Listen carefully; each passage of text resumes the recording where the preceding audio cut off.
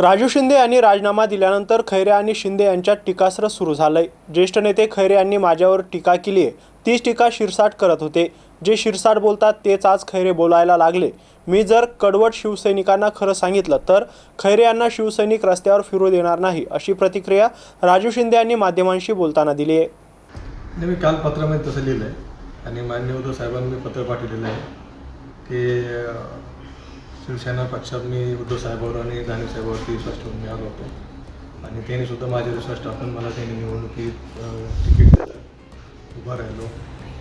चांगल्या पद्धतीनं सर्वांनी मेहनत केली, खालचे सर्व पदाधिकारी, शिवसैनिकांनी, कार्यकर्त्यांनी, माझे मित्रांनी, सहकार्यांनी माझ्यासोबत आलेले आणि मतदारांनी पण भरभरून मतदान आपल्याला दिलं। त्याच्याबद्दल माझी नाराजी नाहीच आहे, काही कारण आहे।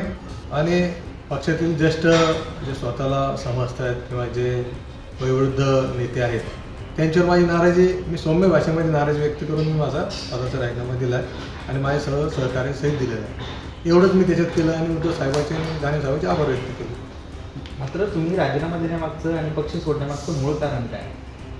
त्याच्यात सांगितलं ना की बाबा माझी खैरे साहेबांवरती नाराजी आहे आणि मी ती नाराजी माझ्या पत्रात उल्लेख केला आणि ती नाराजी काय आहे त्यांना पण माहिती। पण जे शिवसैनिक आहे तुमच्यावर एवढा विश्वास टाकून त्यांनी लाखभर मतं तुम्हाला दिली, तर त्या लोकांना तुमच्या खऱ्या नाराजीचं नेमकं कारण अपेक्षित आहे, तर तुम्ही असं उघडपणे का बोलत नाही? नाही, कसं आहे, आता ते एवढे ज्येष्ठ आहे, सिनियर आहे, वयोवृद्ध आहे, त्यांच्याबद्दल काही गोष्टी नाही बोललेल्या बरं, त्याच्यामुळे ते बोललो नाही। आणि ते जर बोलत असतील तर मग त्याचं उत्तर मला द्यावं लागेल, मग ते सांगेल मी काय सांगायचं होतं। आणि मी जर सांगितलं तर मला असं वाटतं जे मूळ शिवसैनिक आहे, जे बाळासाहेब शिवसैनिक आहे, कडवट शिवसैनिक आहे, त्यांना जर ते कारण माहीत झालं तर ते मला वाटतं खैरे साहेबांना फिरू देणार नाही। म्हणजे हे तिकीट उद्धव साहेबांनी दिलं आणि दानवे साहेबांच्या माध्यमातून मिळालं म्हणून जिल्ह्यातल्या सगळ्या उमेदवाराला त्यांनी डावलण्याचं काम किंवा त्यांना त्रास देण्याचं काम किंवा त्यांना पाडण्याचं काम केलं असं मी म्हणेन। आणि अजून तक ते चालू आहे, टॉर्चर करण्याचं काम कार्यकर्त्याला। आता मी पदाधिकाऱ्याला कालच्या त्या शोभायात्रेमध्ये एक आमची पश्चिमची बैठक होती, त्या बैठकीमध्ये पार्टीची बैठक होती, त्या बैठकीमध्ये सर्व पदाधिकारी होते। बैठक संपल्यानंतर खैरे साहेबांनी मी सगळ्याला बघितलं म्हणे आता जे झाले उद्या त्या शोभायात्रेत सगळे आले पाहिजे। अरे तुम्ही दादागिरी कसं काय करू शकता?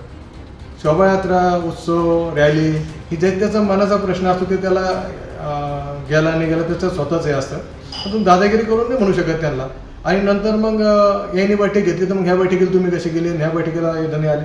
कार्यकर्त्याला टॉर्चर करण्याचं काम हे मी नाही सहन करू शकत किंवा मी तसं याच्यात काम केलेलं नाही, म्हणून कार्यकर्त्याला तुम्ही प्रेमानं गोडीनं त्यांच्याकडून काम करून घ्या। पक्षाच्या बैठकीला नाही त्याचा प्रोटोकॉल आहे, त्याचं जबाबदारी त्याला यावंच लागेल।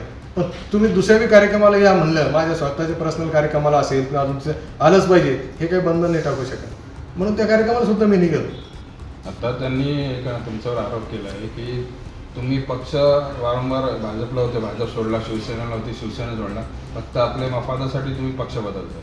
बिलकुल नाही, मी अगोदरपासून सांगतो की मी आतापर्यंत भारतीय जनता पार्टी सोडलं नव्हतं। 2024ला मी सोडलं, त्याचं कारण असं होतं की माझी कोणती भाजपवरती नाराजी नाही किंवा कोणत्या नेत्यावरती नाराजी म्हणून मी सोडलं नाही। एकही शब्द कोणत्या पक्षाबद्दल किंवा नेत्याबद्दल मी बोललो नाही। आमची नाराजी शिवसेना शिंदे गटाबद्दल आणि तिथल्या स्थानिक आमदाराबद्दल होती आणि आज बी आहे, म्हणून मी पक्ष सोडला होता। आमच्या सगळ्या सहकार्याच्या सांगण्यावरून ज्यांनी मला सोबत होते माझ्या, यांनी सगळ्यांनी मला आग्रह केला की आपल्याला यावेळेस काही करून आपल्याला यांना हे करायचं, म्हणून आपण पक्ष सोडला पाहिजे, म्हणून सोडला। पहिल्यांदा मी 95 पासून भारतीय जनता पार्टीत काम करतो, वार्डाध्यक्षापासून। पहिल्यांदा 2024मध्ये मी पक्ष सोडला, मी आतापर्यंत पक्ष सोडलेला नाही। दुसरं असं की तुम्ही म्हणता की चंद्रकांत खैरेंनी तुमचं काम केलं नाही, तर चंद्रकांत खैरे असं म्हणतात की राजू शिंदे जर असं म्हणत असेल की त्यांनी मी त्याच्यासाठी काम केलं नाही तर मी त्याच्या 2 कानाखाली मारेन। असं आहे की ज्येष्ठ नेते त्यांनी इमानदारीने काम केलं असं तर 2 नाही 4 बी कानाखाली खाल्ली असते, पण आता अशी वेळ आहे की त्यांनी त्यांच्या तोंडात मारून घेतली पाहिजे स्वतः, अशी वेळ आहे। मग त्यांना ते काय बोलते त्यांच्याकडे जास्त लक्ष दिलं नाही पाहिजे आता मला असं वाटतं। त्यांनी तुमच्या मार्फत इनडायरेक्ट मदत आणि पर आरोप केलेले आहे की परस्पर तिकीट मागणारे लोक सगळे हे पक्ष सोडून गेलेले। त्यांचा कसं आहे, त्यांची ती खतखत असते। अजून मी काही ठरवलं नाही, माझे सर्व पदाधिकारी, माझे सर्व सहकारी ज्यांनी माझ्यासाठी सर्व काही सोडून माझ्यासोबत आले त्यांच्याशी एकदा चर्चा करेल, त्यांच्याशी एकदा बैठक घेईल, एकदा नाही 2दा बैठक घेईल आणि मग ठरवू काय करायचं पुढे।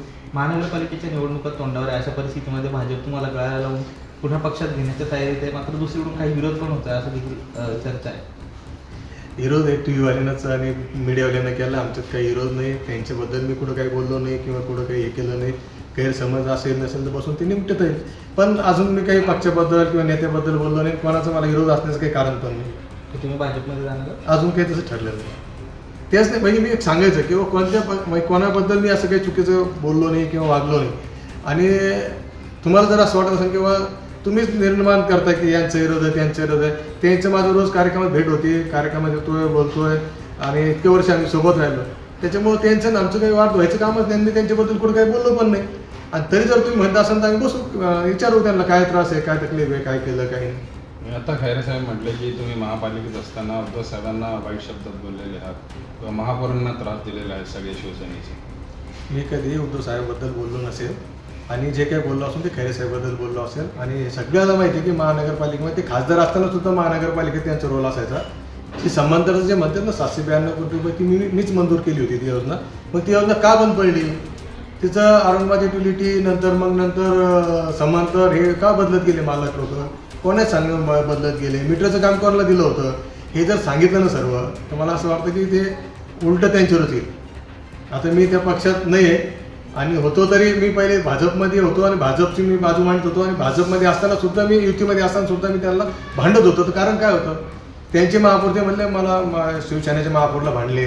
2 लेडीज महापौर होत्या, 3 जेंट्स होते, त्यांना सगळ्याला जर मी 4-4, 5-5 महापौरला जर भांडू शकतो शिवसेनेच्या तर त्याच्यावर लक्षात येतं तुमच्या की मी तिथं काही कमी हे नाही. मी पण पॉवरफुलच आहे तिथं. आणि त्यांना भांडत होतो. कशासाठी भांडत होतो? युतीत असताना का भांडत होतो की नागरिकाला पाणी मिळालं पाहिजे शहराच्या.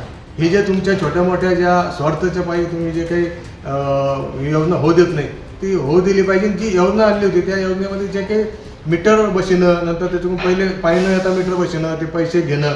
मीटरची कंपनी कोणाची होती? मीटर कोणाला अलग कोणाला ठेका दिला होता? आणि समांतर रद्द होताना एकमेव नगरसेवक होतो मी, एकमेव नगरसेवक. तर मी सांगितलं होतं की जायकवाडीपासून तर आपल्या पंप हाऊसपर्यंत जी लाईन टाटाला दिलं होतं समांतराला जो पाठ 150 कोटी आणायचा तर तो तसंच ठेवा, बाकी रद्द करा. एकही शिवसेनेचा किंवा भाजपचा किंवा काँग्रेसचा किंवा राष्ट्रवादीचा नगरसेवक त्या बोलला नव्हता.